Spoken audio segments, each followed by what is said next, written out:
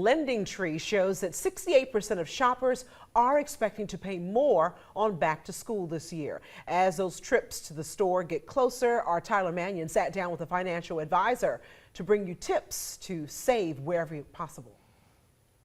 The U.S. Bureau of Labor Statistics shows us why parents are feeling that pinch with back to school. In January of 2014, elementary and high school tuition and fees were costing just over $700. Now, a decade later, as we follow this graph, you can see that price rise up to over $1,000 right now. For even more perspective, the Bureau's data shows that's 10 times more than the cost from the early 1980s.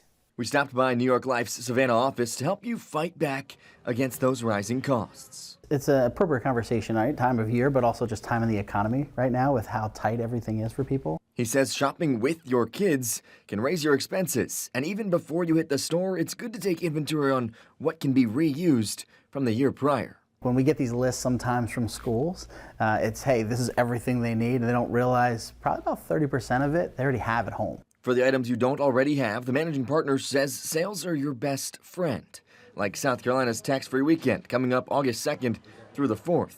The New York Life expert also says don't feel bad staying away from big brands. Crayons are crayons, right? Red crayon's a red crayon. It doesn't necessarily have to be Crayola. The financial advisor knows costs at the start of the school year can be tough, but says it's important to get ahead on the bigger ones coming down the road too. If you're just having a child and you're not worried about school, you're worried about preschool, little saving toward college every year is going to pay huge dividends than waiting till sophomore year, reaching out to people like me, saying, how am I going to pay for college? And we have to say, you're going to write a check or get loans. The Back to School tab of our website will have information on giveaways leading up to the start of school, which Ott says are great to take advantage of.